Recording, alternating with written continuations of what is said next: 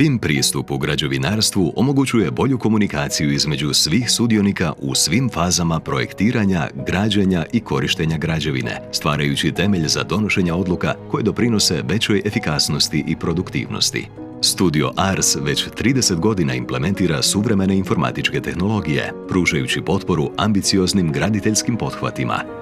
U Studiju ARS kvalitetno pratimo BIM tehnologiju, prilagođavajući pristup okolnostima hrvatskog graditeljstva i našem velikom broju korisnika.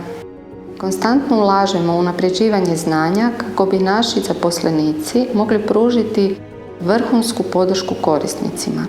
Naš tim čine uglavnom inženjeri građevine i arhitekture s velikim iskustvom u primjeni informatičkih tehnologija u graditeljstvu.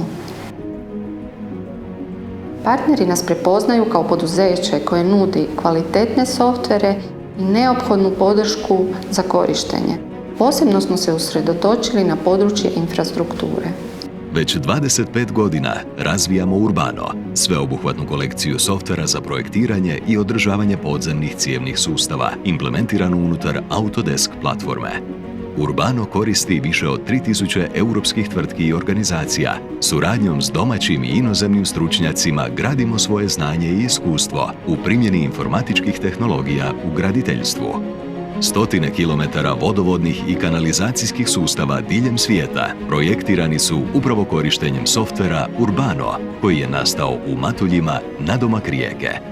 Softvere koje nudimo jako dobro poznajemo. Velikom krugu korisnika nudimo širok spektar usluga, od implementacije softvera, kvalitetnih i prilagođenih tečajeva za rad, do asistencije u radu.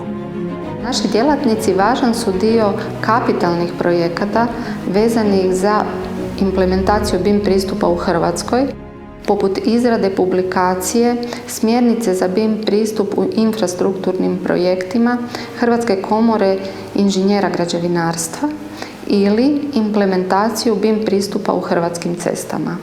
Stručnjaci studija ARS pružit će optimalnu potporu vašem graditeljskom projektu.